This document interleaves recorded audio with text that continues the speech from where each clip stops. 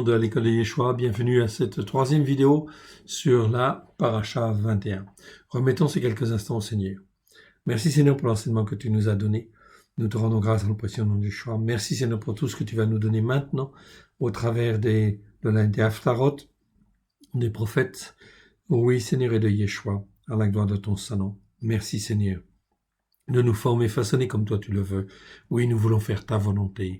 Merci Seigneur pour tout ce que tu as déjà fait dans chacune de nos vies, tout ce que tu fais en ce moment et tout ce que tu vas faire encore demain, à la gloire de ton Saint-Nom. Nous te rendons grâce en le précieux nom de Yeshua, ton Fils bien-aimé. Amen. Bienvenue, donc nous voici dans les Haftarot. Donc nous allons voir ici 1 Roi, chapitre 18. Donc cela fait partie des Haftarot de la semaine, concernant la 21e paracha. Lisons ce chapitre de 1 Roi 18, versets 1 à 40. C'est très important. La dégradation spirituelle, elle a lieu en fin de compte dans le pays d'Israël. On n'écoute plus la parole depuis déjà un bon moment, etc. Et Jézabel enseigne, en fait ici, au travers de ces faux prophètes, 450 prophètes de Baal, 450 prophètes d'Astarté, en fait ici. Et effectivement, elle entraîne la corruption spirituelle partout dans le pays. À tel point que le peuple ne sait plus sur quel pied danser, et aussi parce qu'il a peur, parce qu'il craint, en fait ici, le roi, et il craint Jézabel. Donc c'est très important, Jézabel, c'est la femme de Achab, ok, c'est une idolâtre, et effectivement, donc, elle fait la guerre à l'Éternel. Elle fait la guerre à tous les croyants qui, en fin de compte, s'attachent à l'Éternel. Et elle tue les prophètes, en fait, aussi, carrément. Les prophètes de l'Éternel.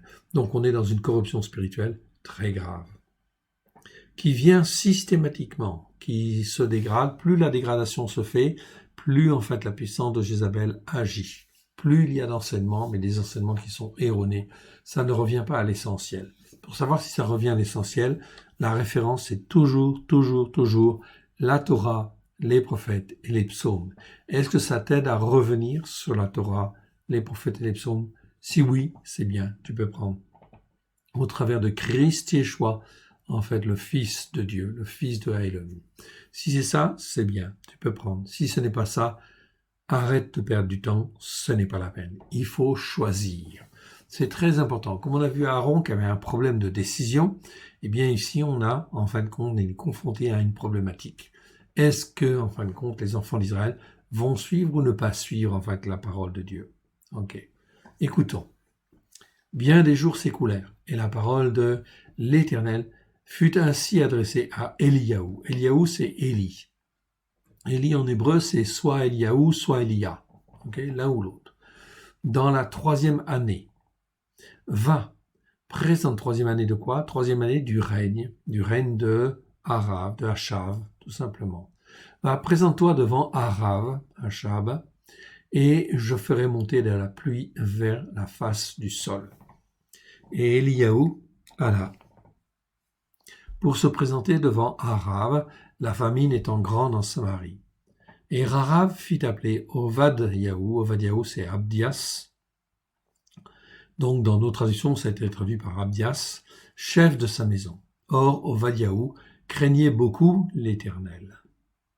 Et lorsque Izével c'est Jézabel, extermina les prophètes de l'Éternel, Ovadiaou prit 100 prophètes qu'il cacha 50 par 50 dans une caverne et il les avait nourris de pain et d'eau. Donc, c'est très bien ce qu'avait fait Ovadiaou.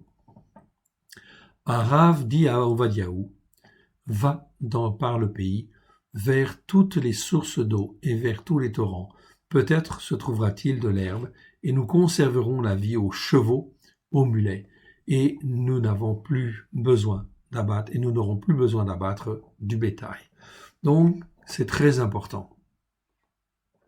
C'est très important car nous voyons là la dégradation spirituelle. Plus la dégradation spirituelle arrive, plus en fin de compte la catastrophe en fait arrive. Et ici, on est dans des temps de famine très très importants. Il y a même plus d'eau ou très peu d'eau, etc. Pourquoi? Tout simplement à cause du péché. À cause du péché qui est là. Donc plus le péché avance, plus ça entraîne vers, en fin de compte, des malédictions. Et ces malédictions, ça amène des situations dans lesquelles il y a, toujours la possibilité de revenir, si on veut revenir. Okay? Mais ça devient grave pour ceux qui ont le cou raide. On est dans la même problématique. Verset 6. Ils se partagèrent le pays pour le parcourir. Arav alla seul par une voie, donc par un côté, et Ovadiaou alla seul par une autre voie. Donc ils ne prenaient pas en fait la même voie. Comme Ovadiaou était dans la voie, on peut se penser dans la voie de l'Éternel, voici Eliaou le rencontra. Et Ovadiaou, l'ayant reconnu, tomba sur son visage et dit, « Est-ce toi, mon seigneur Eliaou ?» Il lui dit, « C'est moi. Va, dis à ton bon maître, voici Eliaou. » Et Ovadiaou dit, « Quel péché ai-je commis pour que tu livres ton serviteur entre les mains de Arav, qui me fera mourir? Si j'annonce une telle nouvelle, il va me faire mourir parce qu'il sera furieux. L'Éternel est vivant. Il n'est ni nation ni royaume où mon maître n'est envoyé pour te chercher. Et quand on disait que tu n'y étais pas, il faisait jurer le royaume et la nation que l'on ne t'avait pas trouvé. Et maintenant tu dis, va, dis à ton maître, voici Eliaou. Puis lorsque je t'aurai quitté, l'esprit de l'Éternel, de l'Éternel je suis, te transportera je ne sais où, et j'irai informer Arav qui ne te trouvera pas, et qui me tuera. Cependant, ton serviteur craint l'Éternel dès sa jeunesse. Donc, Ovadiaou, en fait, il connaît très bien la situation, et il a un petit peu peur, ça se comprend, en fait, aussi, quelque part, d'Isabelle et de Arav, son mari. Donc, il dit cela à Eliaou. N'a-t-on pas dit à mon Seigneur ce que j'ai fait quand Isabelle tua les prophètes de l'Éternel? J'ai caché 100 prophètes de l'Éternel, 50 par 50 dans une caverne, et je les ai nourris de pain et d'eau. Et maintenant tu dis, va, dis à ton maître, voici Eliaou, il me tuera. Mais Eliaou dit, l'Éternel des armées, dont je suis le serviteur est vivant, aujourd'hui je me présenterai devant Arav. Ovadiaou, étant allé à la rencontre de Arav, l'informa de la chose. Et Arav se rendit au-devant de Eliaou. À peine Arav aperçut-il Eliaou, qu'il lui dit, « Est-ce toi qui jettes le trouble en Israël ?» Eliaou répondit d'une manière très claire, « Je ne trouble point Israël, c'est toi au contraire et la maison de ton père, puisque vous avez abandonné les commandements de l'Éternel et que tu es allé vers les Baalim, c'est-à-dire vers les idoles, vers les faux dieux, en fait ici. Donc, abandonner les commandements de l'Éternel. Donc la raison, elle est clairement dite, en fait ici, et exprimée. Vous avez abandonné les commandements de l'Éternel. Voilà pourquoi la situation, en fin de compte, en Israël est ici, en fait, très, très catastrophique. Fais maintenant rassembler tout Israël auprès de moi, à la montagne du Carmel, et aussi les 450 prophètes de Baal et les 400 prophètes d'Ashéra, qui mangent à la table de Isabelle. Donc ici, ces 400 prophètes, ce sont des prophètes, ils portent le nom de prophètes, mais ce sont des prophètes de Baal ou des prophètes d'Ashéra. Ashéra ou Astarté, en fait, c'est plutôt le nom Ashéra, en réalité. Les prophètes d'Ashéra, donc on est dans la corruption spirituelle. Isabelle, c'est une puissance. En fait, ici, aujourd'hui, Isabelle n'existe plus en tant que fille physiquement, mais en réalité, c'est une puissance spirituelle qui dépend effectivement de Satan, bien évidemment, et qui répand toutes sortes de fausses doctrines au travers de ces prophètes, de ces faux prophètes. Voilà pourquoi quand c'est plus l'Esprit de Dieu qui agit sur une assemblée, ce sont en fin de compte, ce sont en fait des mauvais esprits qui agissent, qui sont sous la puissance de Jézabel, tout simplement, et ça entraîne en fait des messages qui sont là pour tenir captifs les brebis, etc., et de les maintenir en fait enchaînés, tout simplement. C'est ça en fin de compte. Quand l'Esprit de Dieu s'en va, effectivement, il y a l'ouverture des portes auprès en fin de compte de mauvais esprits. Voilà pourquoi une église qui, en fait, ne se maintient pas ou qui ne revient pas aux racines hébraïques de la foi est appelée à mourir et à se dégrader spirituellement, inévitablement. Voyez, tous les réveils, ça a toujours été comme ça. Les réveils, c'est la puissance de Dieu qui agit pendant tout un certain temps, puis, en fin de compte, comme on ne revient pas aux racines hébraïques de la foi, eh bien, le Saint-Esprit se retire quelque part, et effectivement, eh bien, ça laisse la place, en fait, à l'action de mauvais esprits et qui agissent sur les soi-disant prophètes, mais qui ne sont plus des prophètes de Dieu, et qui sont des prophètes de Baal ou des prophètes d'Ashéra, en fait, tout simplement. Donc, ils maintiennent un joug sur, en fait, l'ensemble des brebis qui sont restées là et qui n'ont pas eu le discernement de partir. Tout ça, tout simplement parce que on est dans la désobéissance à la parole de Dieu. Arav envoya des messagers vers tous les fils d'Israël, et il rassemblait les prophètes de la montagne à la montagne du Carmel. Alors Eliaou s'approcha de tout le peuple et dit « Jusqu'à quand clocherez-vous des deux côtés ?» Très important ce verset. Retenez ce verset. Donc 1 Roi 18, verset 21. Alors Eliaou s'approcha de tout le peuple et dit « Jusqu'à quand clocherez-vous des deux côtés ?» Si l'Éternel est à Elohim, allez après lui. Si c'est Baal, allez après lui. Le peuple ne lui répondit rien. Alors Eliaou dit au peuple, je suis resté seul des prophètes de l'Éternel, et il y a 450 prophètes de Baal. Il croit être seul. En fait, il n'est pas tout seul. Il y en a d'autres, bien évidemment, qui sont préservés, gardés. Mais en réalité, c'est toujours un signe ici. Donc, verset 21, retenez bien. Jusqu'à quand clocherez-vous des deux côtés? Cette année spirituelle se termine. L'année spirituelle nouvelle va commencer le 24 mars 2021.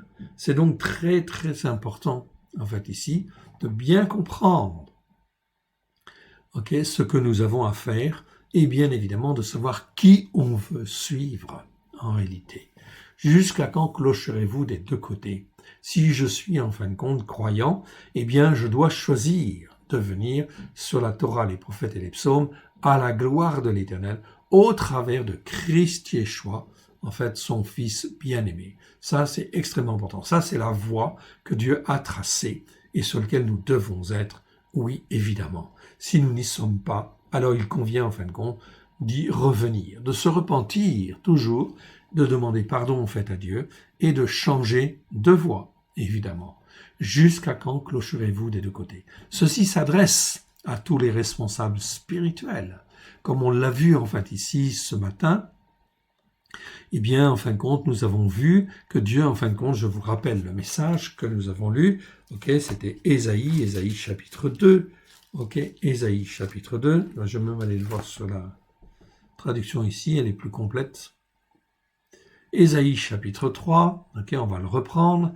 Ésaïe chapitre 3, versets 14 et 15, je vous remontre le message que j'ai reçu ce matin dans la prière. L'Éternel entre en jugement avec les anciens de son peuple, avec les princes, tous ceux qui étaient considérés comme des princes, pas seulement des chefs, mais en fin de compte des princes, c'est-à-dire des gens qui sont nobles parce qu'ils servent Dieu. Donc avec ces princes, ces responsables spirituels qui sont là, pour en fait donner une parole vivante. Vous avez brouté la vigne, la dépouille du misérable est dans vos maisons. De quel droit foulez-vous mon peuple et écrasez-vous la face des misérables? Déclaration de l'Éternel des armées. Je n'insiste pas là-dessus. Je ne reviens pas en fin de compte sur ce que j'ai dit tout à l'heure. Je confirme. Bien, c'est donc très, très important. Jusqu'à quand clocherez-vous? Vous qui êtes responsables, jusqu'à quand clocherez-vous? Et en fait, ne viendrez-vous pas sur les racines hébraïques de la foi, sur la Torah, les prophètes et les psaumes? Ne restez pas sur les racines de l'empereur romain Constantin, car, en fin de compte, ce ne sont pas les bonnes racines, ce n'est pas les racines que Dieu a voulu pour chacun de nous, pour établir notre foi au travers de Christ. Tout est accompli à la croix au travers de Christ, afin que nous puissions être greffés, que nous soyons juifs ou non juifs, sur les racines hébraïques de la foi, sur la Torah, les prophètes et les psaumes, sur la foi d'Abraham, d'Isaac et de Jacob, au travers de Christ, avec grâce et vérité. Repentez-vous, car le règne de Dieu est proche. Le règne de Elohim est proche.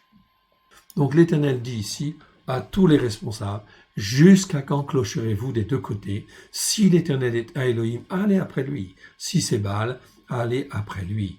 Le peuple ne répondit rien, en fait, ici. Donc, on peut transcrire cela aujourd'hui. Okay? Si c'est Constantin qui est Elohim, ok, très bien, suivez-le. Si maintenant, en fin de compte, vous avez compris que Elohim est ailleurs, le seul Dieu unique et vrai est ailleurs, sur la Torah, les prophètes et les psaumes, alors venez. Ok, et prenez en fait la bonne décision. Ne faites pas comme Aaron qui en fin de compte fait un veau d'or. Non, ok, revenez. Que l'on nous donne 2 taureaux, qu'ils choisissent pour eux l'un des taureaux et qu'ils le coupent par morceaux et qu'ils le placent sur le bois sans y mettre le feu. Et moi je préparerai l'autre taureau et je le placerai sur le bois sans y mettre le feu. Vous invoquerez le nom de votre Elohim, de votre Dieu. Et moi, j'invoquerai le nom de l'Éternel, le Elohim, le Elohim. Ici, en fait, on est obligé de dire, en fait, de le répéter, bien que l'article HA veut déjà dire le, ok, l'Elohim, c'est le Elohim qui répondra par le feu. En hébreu, c'est bien marqué, en fait, ça, Elohim, par le feu. C'est lui-même qui sera Elohim, ok, donc le seul Dieu unique et vrai. Et tout le peuple répondit en disant, c'est bien.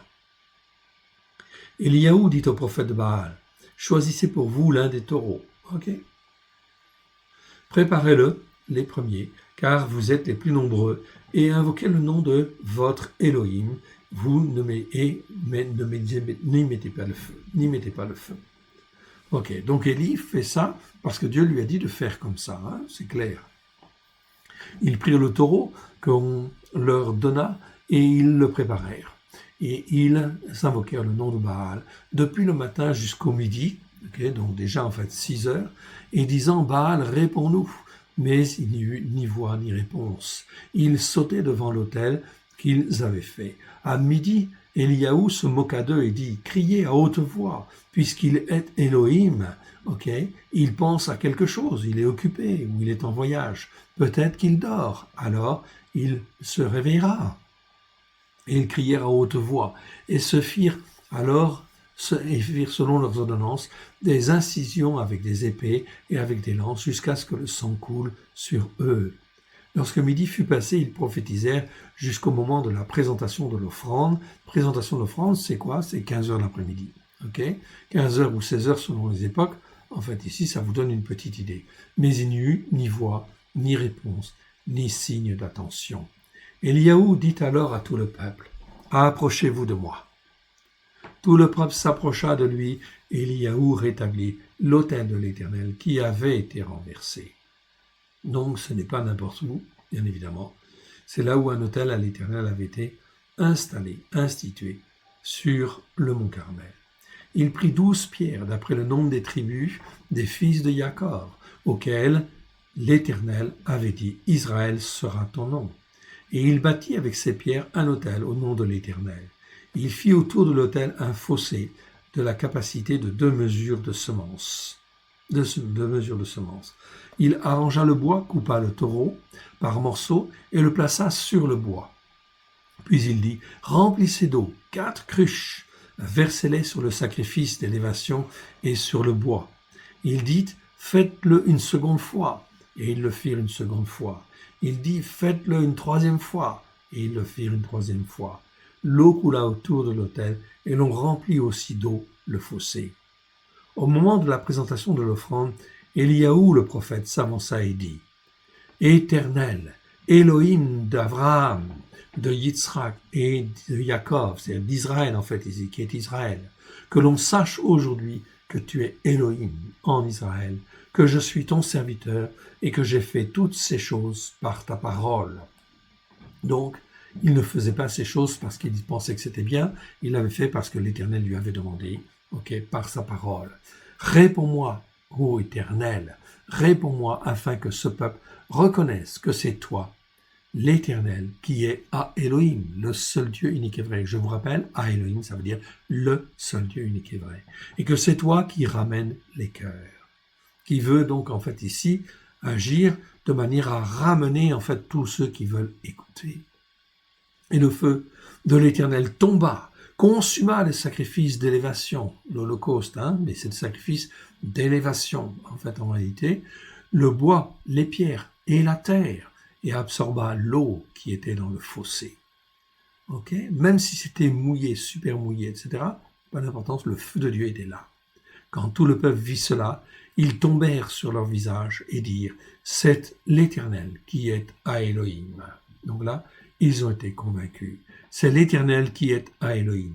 Saisissez les prophètes de Baal, leur dit Eliaou, qu'aucun d'eux n'échappe, et ils les saisirent. Eliaou les fit descendre au torrent de Kishon, où il les égorgea.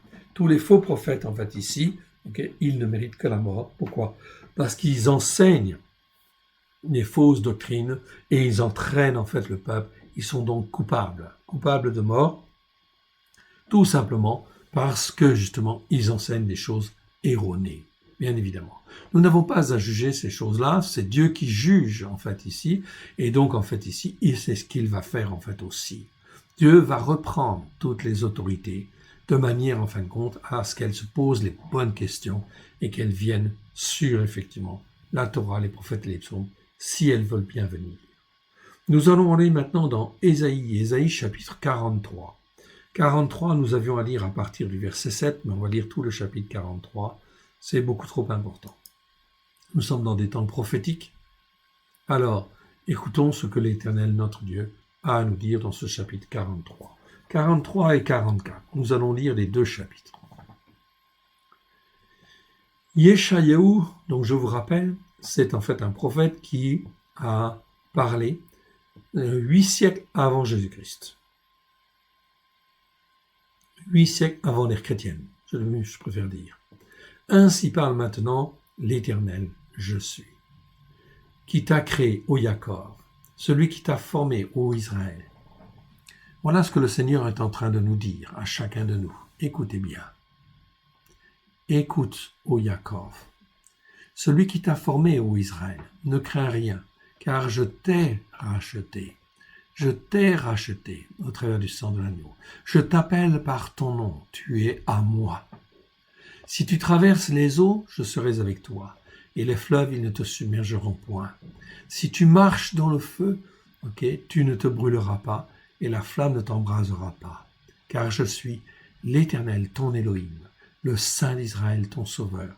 Je donne Mitzraïm pour prix de ta rançon, l'Éthiopie et Séva à ta place. Parce que tu as du prix à mes yeux, parce que tu es honoré, que je t'aime, je donne des descendants d'Adam à ta place, des peuples pour ta vie. Ne crains rien, car je suis avec toi. Je ramènerai de l'Orient ta race, et je te rassemblerai de l'Occident. Je dirai au septentrion, donne, et au midi, ne retiens pas. Fais venir mes fils des pays lointains, des filles, mes filles de l'extrémité de la terre. Tous ceux qui s'assemblent, qui s'appellent de mon nom, tous ceux qui s'appellent de mon nom, et que j'ai créé pour ma gloire, que j'ai formé et que j'ai fait, qu'on puisse sortir le peuple, qu'on fasse sortir le peuple aveugle qui a des yeux et les sourds qui ont des oreilles. Que toutes les nations se rassemblent et que les peuples se réunissent. Qui d'entre eux a annoncé ces choses? Lequel nous a fait entendre de pareilles prédictions? Qu'ils produisent leurs témoins et établissent leurs droits. Qu'on écoute et qu'on dise, c'est la vérité. C'est donc très important. Dieu va faire les choses et va rassembler son peuple. Oui, même Israël. Dispersés dans le monde, ils vont revenir en Israël, sur la terre d'Israël. Verset 10. Dieu nous parle à chacun de nous, que je sois juif ou non juif, dès lors que je suis sur les racines hébraïques de la foi, eh bien je fais partie de son peuple. Je m'appelle l'Israël de Dieu, dans ce cas-là, l'Israël spirituel. Vous êtes mes témoins, déclaration de l'Éternel. Vous et mon serviteur que j'ai choisi. Ah, ben voilà. Verset 10. Vous vous rendez compte de ce qui est dit là? Vous êtes mes témoins, déclaration de l'Éternel. Vous et mon serviteur que j'ai choisi. Quel est ce serviteur que Dieu a choisi? C'est qui? C'est Yeshua. Oui. Donc là, c'est une parole prophétique. Afin que vous le sachiez et que vous me croyiez et compreniez que c'est moi. Avant moi, il n'y a point été formé de Dieu et après moi, il n'y en aura point. C'est moi, moi qui suis l'Éternel, et hors moi, il n'y a point de sauveur. C'est moi qui ai annoncé, sauvé, prédit, ce n'est point parmi vous un Dieu hostile.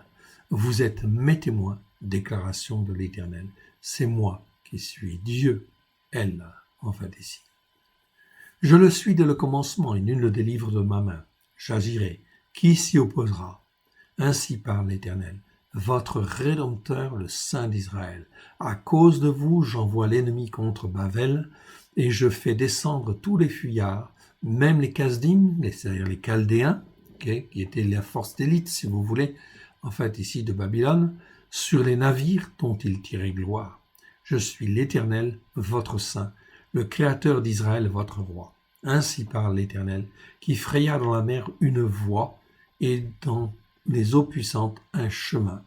Donc, qui fraya dans la mer, parmi toutes les populations, une voie, en fait, ici.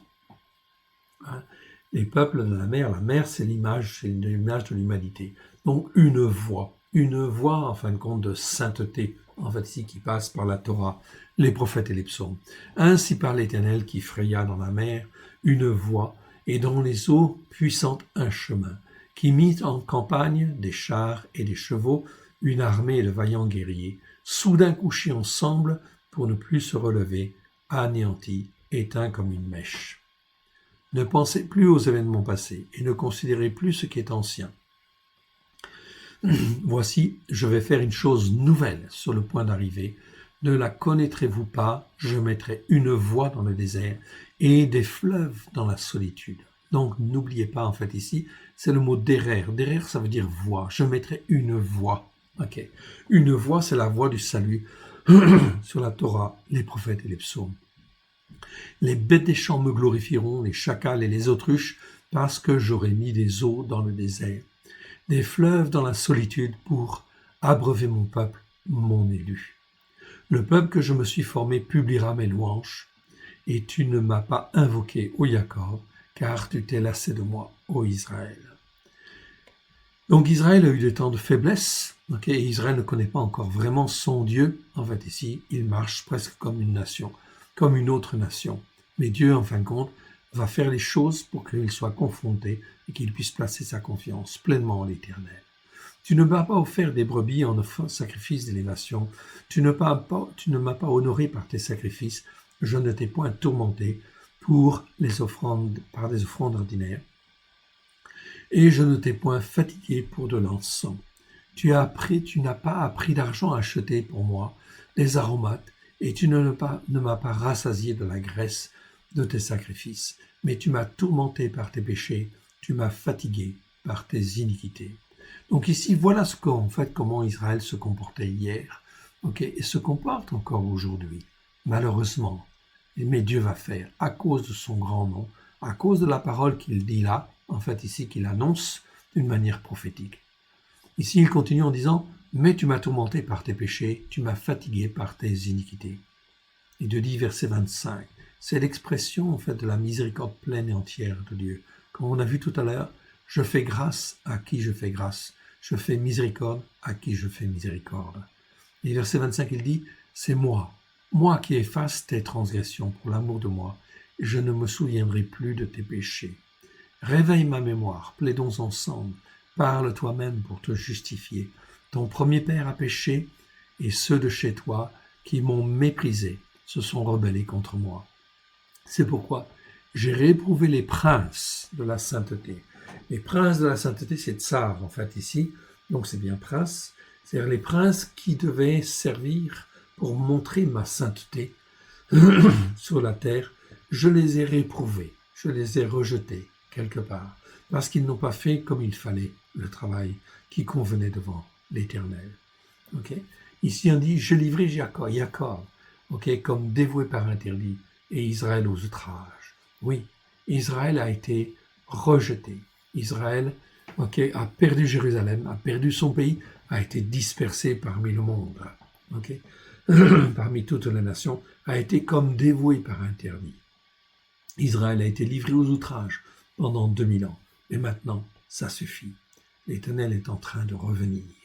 Voilà pourquoi, en fait, il faut revenir pleinement sur la Torah, les prophètes et les psaumes. Ça va de soi. Ok. Verset 44. Écoutez bien. Écoute maintenant, ô Yaakov. Donc, chapitre 44. Yeshayahu 44. Ésaïe 44. Écoute maintenant, ô Yaakov, mon serviteur, ô Israël que j'ai choisi. Donc, on ne peut pas en fait changer le choix de Dieu. Dieu a choisi Israël, c'est tout. Il est souverain, il est le Tout-Puissant. Ainsi parle l'Éternel, qui t'a fait et qui t'a formé dès ta naissance. Celui qui est ton soutien, ne crains point, mon serviteur Jacob, mon Israël que j'ai choisi. Car je répandrai les eaux sur le sol altéré et des ruisseaux sur la terre desséchée. Je répandrai mon esprit sur la race, sur ta race, et ma bénédiction sur tes rejetons. Ils pousseront encore au milieu de l'herbe comme les saules près des courants d'eau. Celui-ci dira « Je suis à l'Éternel ». Celui-là se réclamera du nom de Jacob. Cet autre écrira de sa main à l'Éternel et prononcera avec amour le nom d'Israël. Ainsi parle l'Éternel, roi d'Israël, son Rédempteur, l'Éternel des armées. Je suis le premier et je suis le dernier. Et hors moi, il n'y a point d'Élohim. Très important, en fait, ici. Qui a comme moi fait des prédictions, qu'il le déclare et me le prouve depuis que j'ai fondé le peuple ancien, qu'ils annoncent l'avenir et ce qui doit arriver. N'ayez pas peur et ne tremblez pas. Je ne t'ai point, je te l'ai déjà, je te l'ai. Ne te l'ai-je pas dès longtemps annoncé et déclaré. Vous êtes mes témoins. Ok. Et, comment dire, y a-t-il un autre Eloah que moi? Eloah, c'est un autre Dieu. Eloah, c'est le singulier de Elohim. Ça existe 50 fois dans les Écritures. C'est pour dire quel est ton Eloah. Quel est ton Eloah dans ton cœur? Quel est ton Eloah dans ta vie? C'est-à-dire, est-ce que c'est bien à Elohim, le seul Dieu unique et vrai, le Dieu d'Abraham, d'Israël et de Jacob? Est-ce que c'est lui qui est ton Eloah? Ou est-ce que c'est le foot? Ou est-ce que c'est autre chose? Etc. Si c'est bien en fait l'Éternel, à ce moment-là, tu peux prendre en fait une décision. Ne pas faire comme Aaron, ne pas en fin de compte faire comme le peuple d'Israël lorsqu'il était sous l'oppression. Ok? Non, tout ça, ce sont des exemples. Ok? Ça s'explique, ça se comprend. Mais ce que Dieu demande, c'est qu'on apprenne à marcher par la foi. Ok. Y a-t-il un autre Eloah? Y a-t-il un autre Dieu, ok, que moi? Il n'y a d'autres rochers. Il n'y a pas d'autres rochers. Tsur, en fait, ici, avec un vav, c'est-à-dire qu'il est une écriture complète. Donc, il n'y a pas d'autres rochers. En fait, je n'en connais pas. Pas d'autres rochers. Et nous sommes installés sur un rocher, justement, qui est plein et entier par rapport, en fait, au salut et par rapport à la délivrance. Nous devons apprendre à marcher par la foi et ne jamais manquer d'assurance. Ça, c'est extrêmement important dans les temps qui viennent. Verset 9. Ceux qui fabriquent des images taillées ne sont tous que vanité, et leurs plus belles œuvres ne servent à rien. Elles le témoignent elles-mêmes, elles n'ont ni la vue, ni l'intelligence, afin qu'ils soient dans la confusion.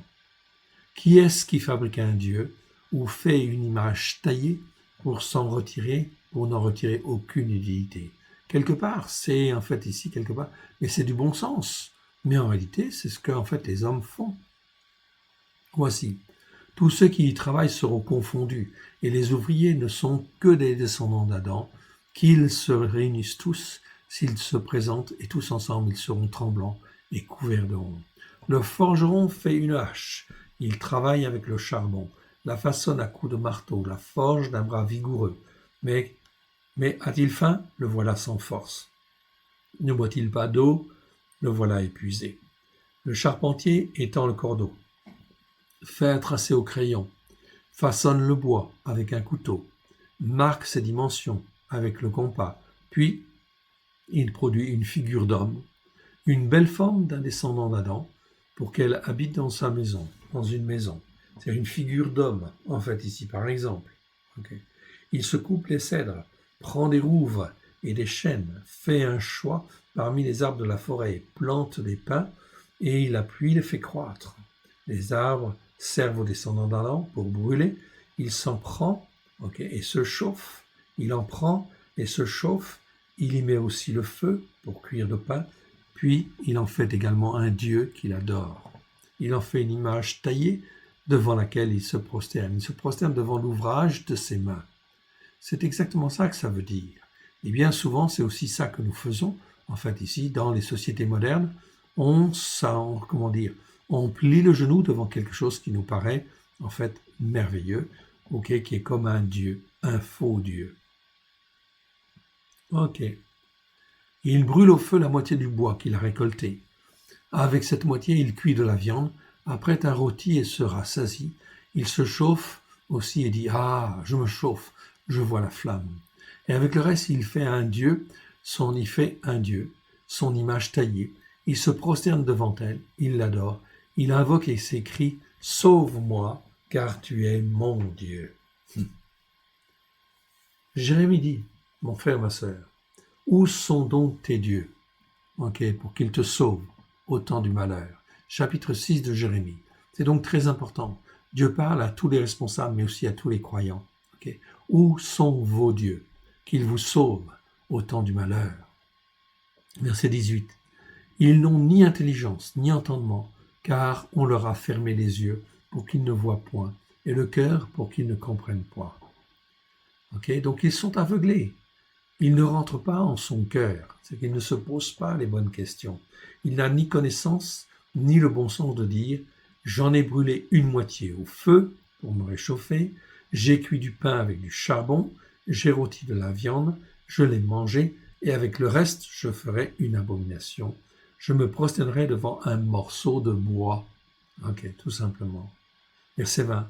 Il se repaît de cendre, son cœur abusé l'écart. Donc là, on est bien dans le problème de la compréhension qui est erronée, quelque part. Donc, il faut renouveler, voilà pourquoi Paulos parle du renouvellement de la capacité à réfléchir, dans le but de saisir, en fait, ici, l'élément essentiel d'un mot ou d'un verset. Cette capacité à réfléchir doit être renouvelée par le Saint-Esprit, évidemment, afin que notre compréhension, c'est la nous, puisse être renouvelée et qu'on comprenne mieux, évidemment, et qu'on ne soit pas aveuglé. Verset 21. Souviens-toi de ces choses, ô Jacob, ô Israël, car tu es mon serviteur. Je t'ai formé, tu es mon serviteur. Israël, je ne t'oublierai pas. Voilà ce que Dieu dit à Israël, à l'Israël spirituel, donc à tous ceux qui sont croyants au travers de Christ Yeshua, qu'ils soient juifs ou non juifs. Dieu dit en fait ici, ô Israël, car tu es mon serviteur, je t'ai formé, tu es mon serviteur, Israël, je ne t'oublierai pas. J'efface tes transgressions comme un nuage et tes péchés comme une nuée. Reviens à moi, car je t'ai racheté.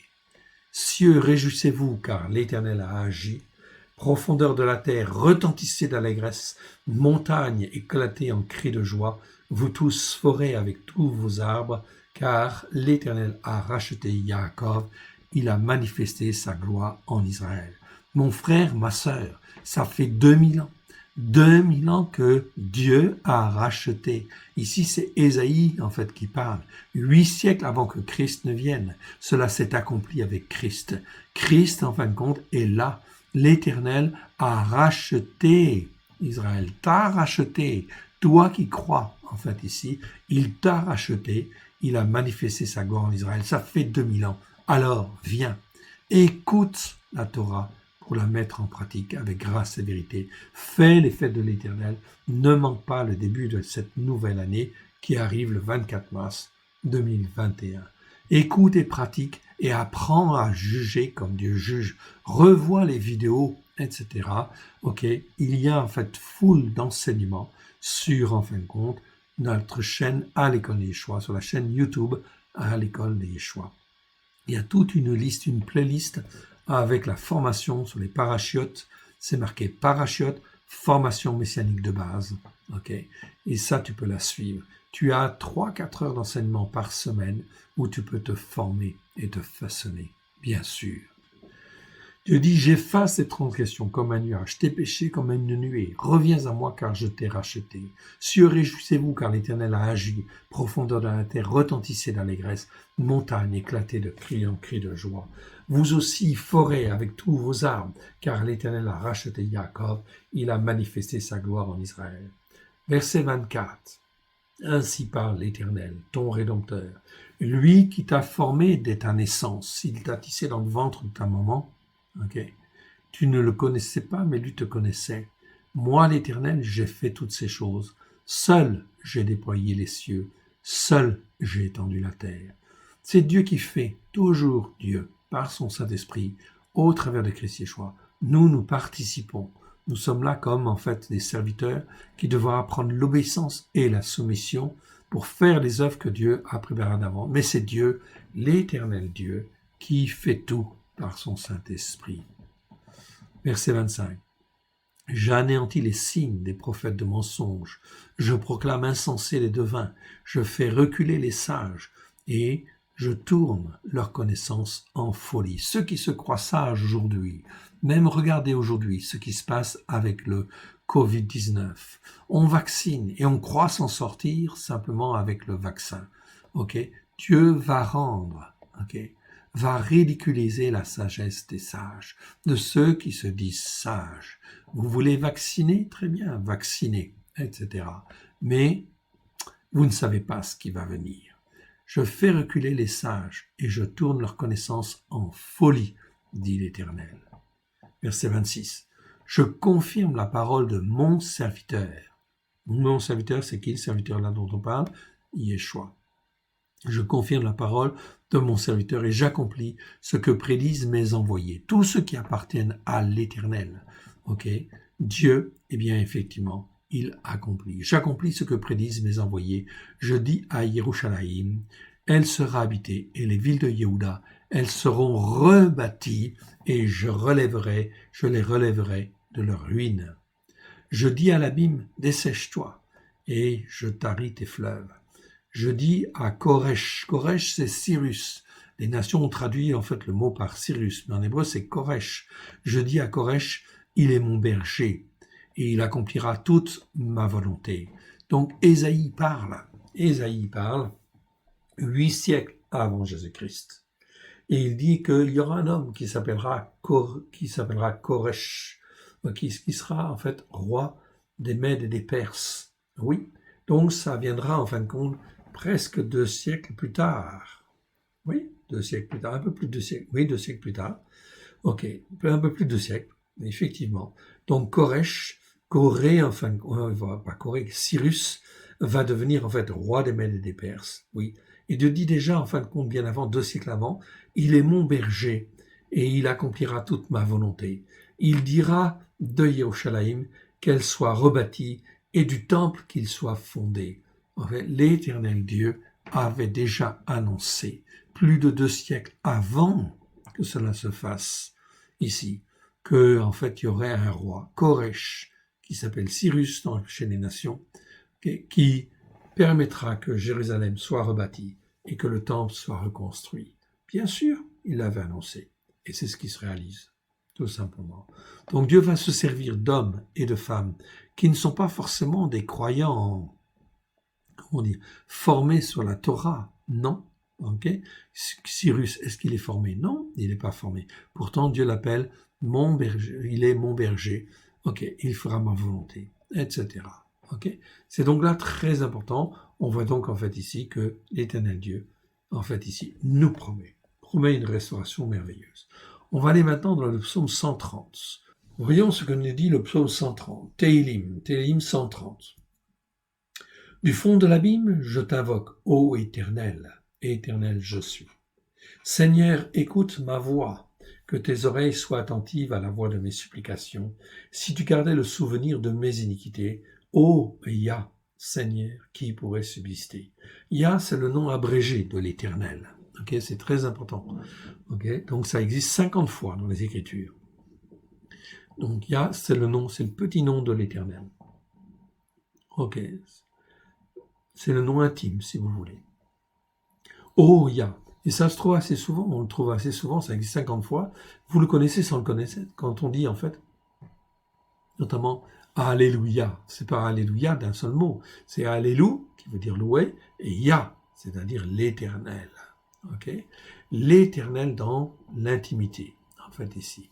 Oh Yah, Seigneur, qui pourrait subsister? Mais le pardon se trouve auprès de toi. afin qu'on te craigne. Donc peu importe ce qu'on a fait, si on s'est planté, on s'est trompé, ok, on demande pardon et on revient. On ne cloche plus en fait des deux côtés et on choisit de faire ce que Dieu en fait nous demande de faire.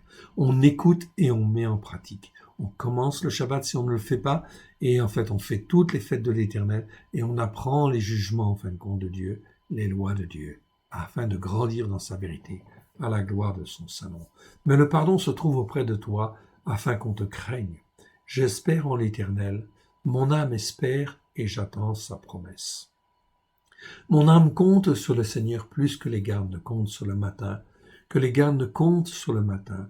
Israël, mets ton espoir en l'Éternel, car la miséricorde est auprès de l'Éternel et la rédemption est auprès de lui en abondance.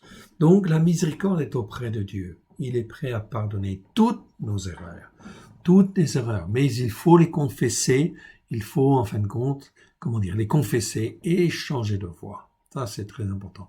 Demander pardon en fait à Dieu, couper et briser les malédictions qui nous ont amenés à ça, chasser les mauvais esprits qui nous ont séduits et qui nous ont entraînés à faire des fausses pratiques, et puis en fait revenir à la Torah, aux prophètes et aux psaumes. Ok, car la miséricorde est auprès de l'Éternel et la rédemption. Rédemption, c'est un mot qui est assez rare, qui existe en fait ici 4 fois seulement. Vous l'avez là. Je vous le montre. Pédoute. Ah. Voilà. Ok, je vous le montre.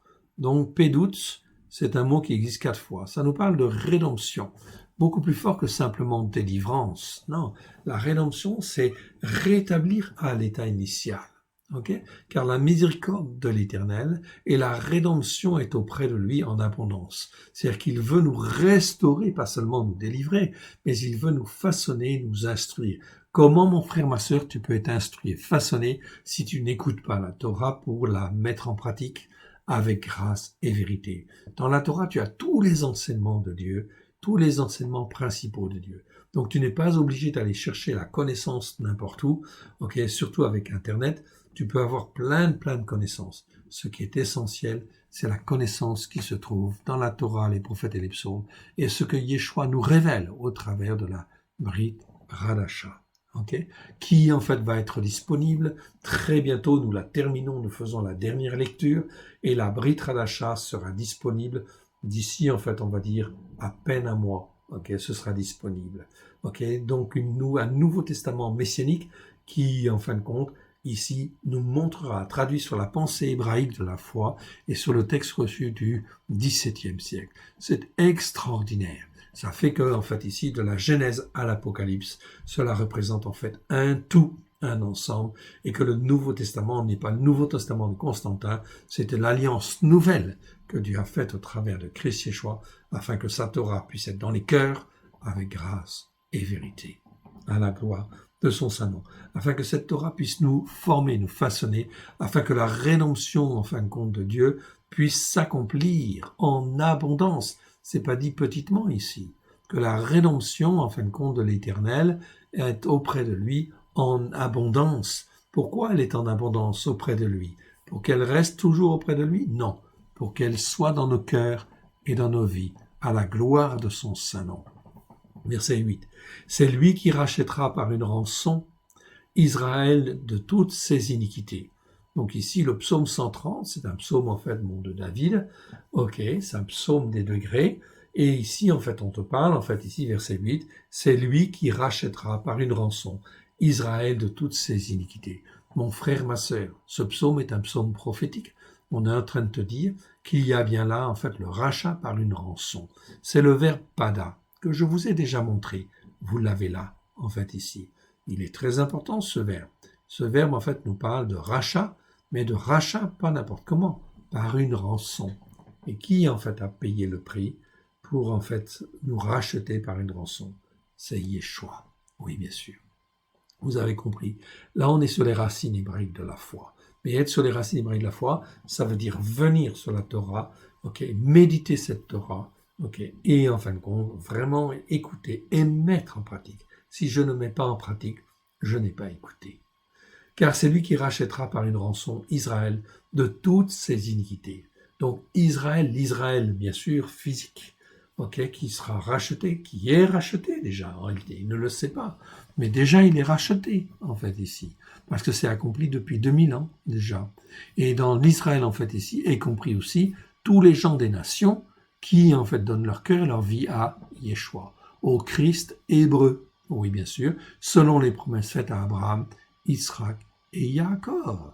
Car, en fait, tous ceux des nations qui sont rachetés par une rançon, afin d'être greffés sur l'Israël de Dieu.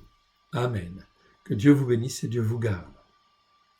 Nous allons terminer par la Brit Hadasha, que je vais prendre en fait maintenant. Et nous allons lire en fait ici, donc la 21e, le morceau correspondant à la 21e paracha. Donc, dans le calendrier du roi David, dont Yeshua est l'héritier, cette paracha est lue le 4e Shabbat du 12e mois. Donc, ce passage-là, en fait, ici, est pour nous préparer, mon frère, ma sœur, nous préparer à ce qui va venir, à cette nouvelle année spirituelle qui vient. Écoutez bien ce qui se passe avec Yeshua. Pourquoi ce passage a-t-il été choisi ici, en rapport avec cette paracha? Christ est rejeté et l'on se moque de lui, on se moque du salut d'Élohim. Le salut de Dieu est une certitude. Écoutez bien. Les passants blasphémèrent, verset 29. Donc on va lire déjà 29 à 32.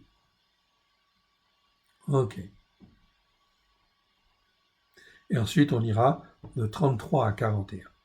Donc les passants blasphémèrent. Blasphémer, ça veut dire, c'est le verbe blasphéméo, ça veut dire injurier, outrager, calomnier, médire, diffamer, peu importe les formes, c'est parler mal contre.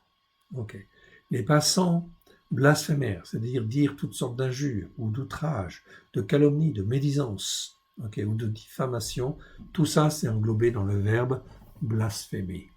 Les passants blasphémèrent contre lui et secouèrent la tête en disant « Hé, toi qui détruis le temple et qui le rebâtis en 3 jours, sauve-toi toi-même en descendant de la croix. » Donc on était là dans la provocation.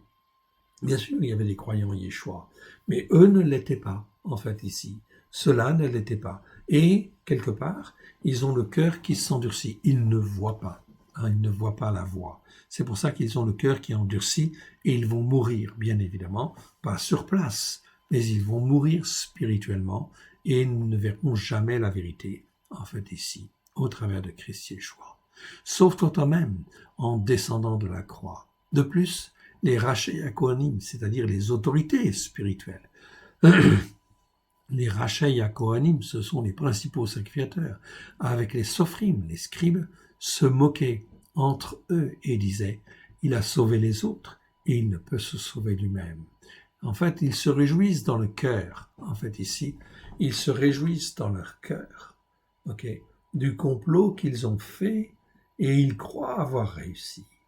Ils croient avoir réussi. Ça, c'est très important.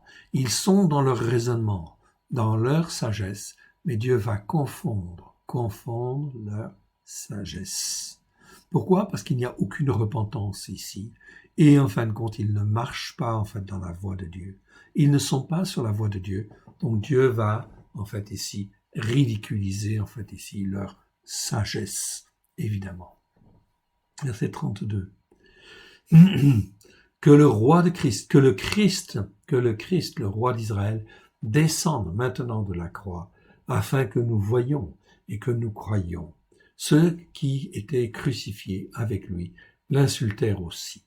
Mon frère, ma sœur, ici en fait on voit dans le texte R, c'est un TR, donc on voit dans le texte reçu que en fin de compte, les Rachei HaKohanim et les Sophrim savaient très bien qu'il y avait un Christ qui devait venir, et que ce Christ, en fait, là, qui était annoncé dans la Torah, les prophètes et les psaumes, c'est en fait ici lui-même.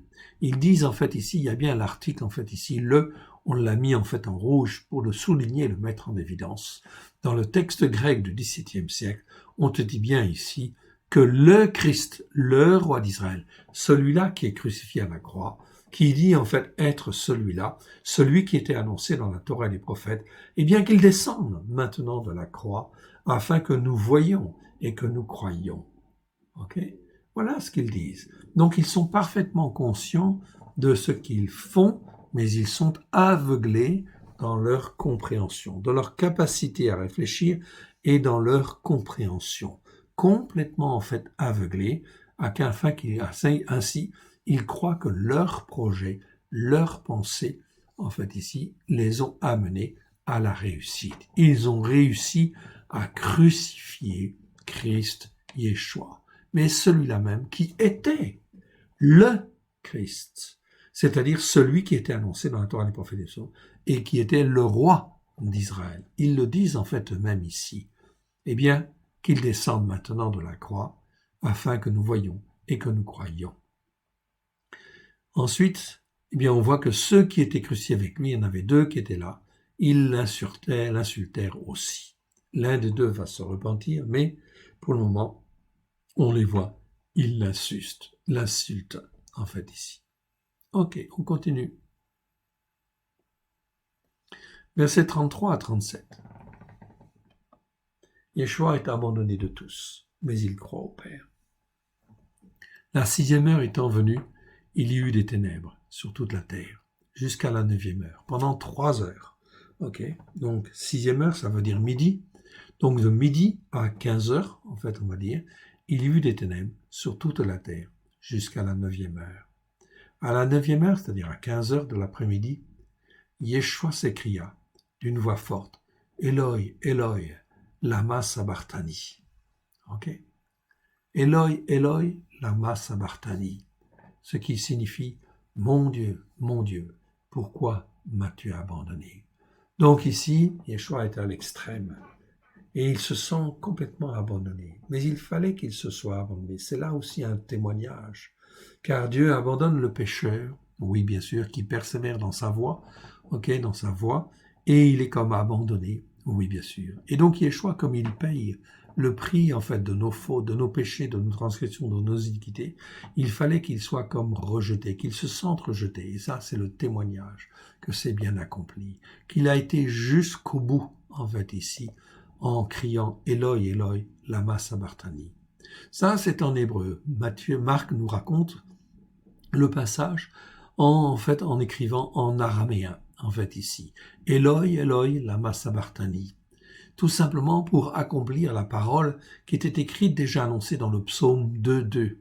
Ici, vous avez le petit renvoi, vous le voyez en fait en dessous, en fait en hébreu, dans le psaume, c'est écrit en fait en hébreu, ici, Eli, Eli, lama azavtani. C'est pas tout à fait la même chose.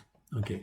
Donc ça, on va le retrouver en fin de compte dans les autres évangiles, dans les autres bonnes nouvelles, effectivement, mais ça veut dire la même chose. L'un est écrit en araméen, Eloi, Eloi, lama sabachthani, ça c'est de l'araméen.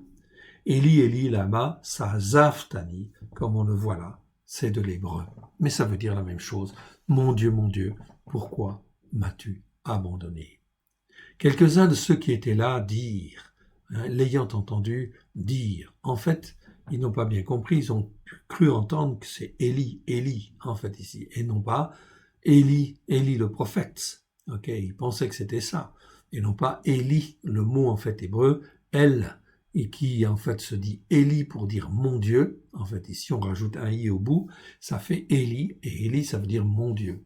Et eux ils ont mal interprété, mal compris, et ils ont dit non, comme il ne marche pas par la foi, quelques-uns de ceux qui étaient là, l'ayant entendu dire, ok, voici, il appelle Élia, c'est-à-dire Élie, Éliaou, qu'on a vu tout à l'heure. C'est le même nom. En fait, il appelle Éliaou ou Élia. Selon les versets, ok, c'est Élia ou Éliaou. Il y a donc une petite différence, mais ici, en fin de compte, on ne va pas rentrer en fait là-dedans. Ok, c'est donc ici, en fait, important de dire Élia, car dans Malachie, c'est toujours Élia, ce n'est pas Éliaou. Et l'un d'eux courut, remplit une éponge de vinaigre. Vinaigre, c'est du vin aigre. Okay? Et l'ayant fixé à un roseau, il lui donna à boire en disant, laissez, voyons si Élia viendra le descendre.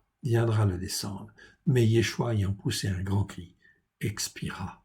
Et non, c'était fini.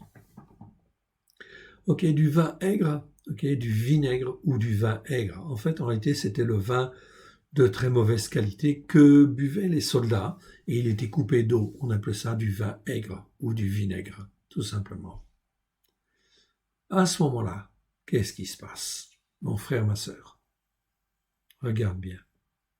Suite à la mort de Yeshua, le voile du temple se déchire et le centurion atteste que Yeshua est le fils de Elohim ici. Le voile du temple se déchira en deux depuis le haut jusqu'en bas. Ok, c'est ce que nous voyons là. Voyons la suite.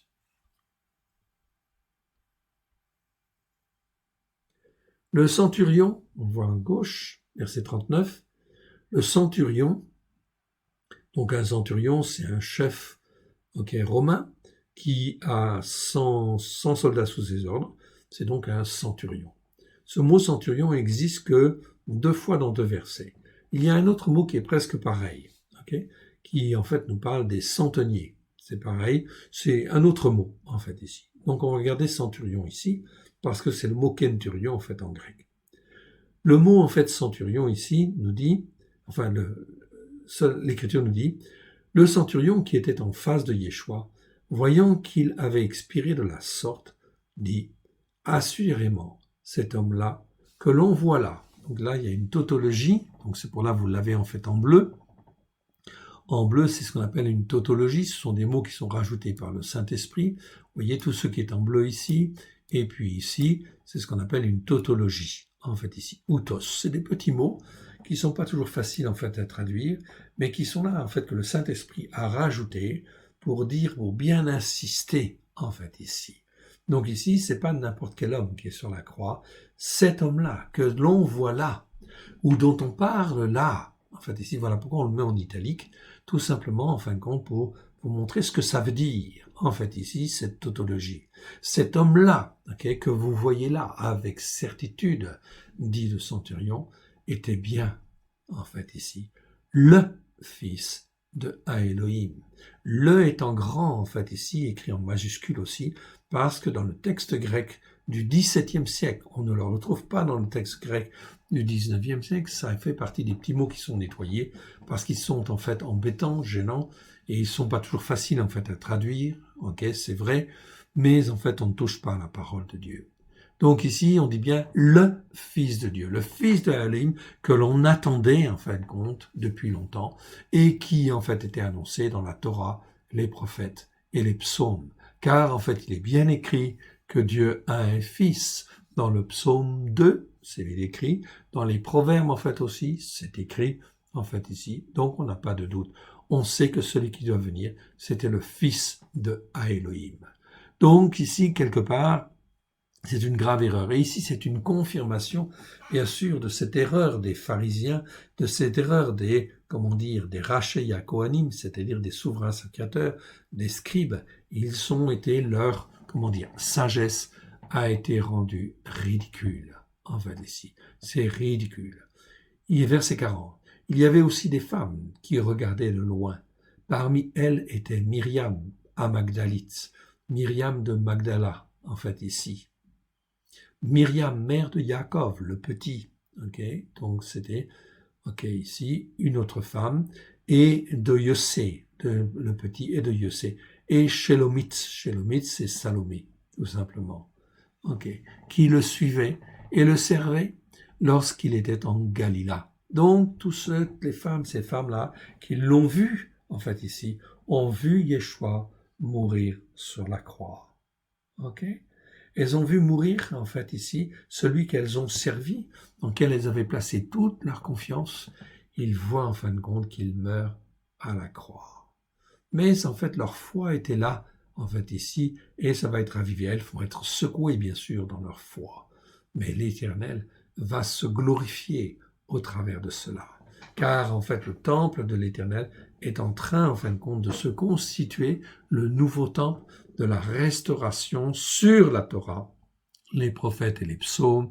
Dieu est en train de préparer cela. Voilà pourquoi on fait cette paracha. Vous le voyez en fait ici, on est dans les préparatifs de tout ce qui sert à sanctifier en fait ici.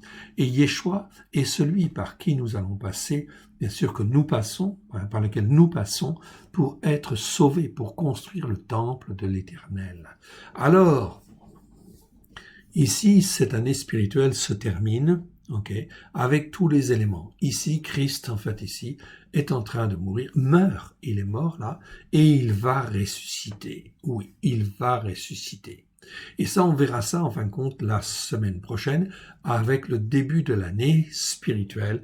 Il est ressuscité. Voilà pourquoi on verra effectivement ces passages, en fait, ici, dans le début de l'année prochaine. Pourquoi? Parce que c'est la gloire de Dieu qui doit venir en fin de compte sur la terre, au travers en fait des croyants en Christ Yeshua, à la gloire de son saint nom.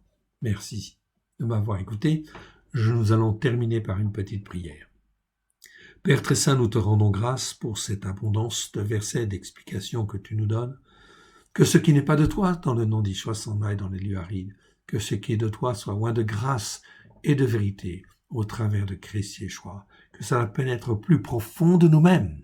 À la gloire de ton Saint-Nom, nous façonne, nous transforme, oui, à la gloire de ton Saint-Nom, afin que nous puissions être le peuple que toi tu veux. Une nouvelle année spirituelle va commencer. Oui, Seigneur, que celle-ci soit mémorable à la gloire de ton Saint-Nom, car tu nous prépares, ô mon Dieu, mon Père, à la gloire, à ta gloire, dans nos cœurs, dans nos vies, afin que ta gloire puisse se répandre sur la terre, à la gloire de ton Saint-Nom. Nous te rendons grâce dans le précieux nom de Yeshua, ton Fils bien-aimé. Merci, Père. Merci, Yeshua. Merci, Saint-Esprit. Amen. Shabbat shalom à tous. À très bientôt. Que Dieu éternel Dieu vous bénisse. Shalom, shalom.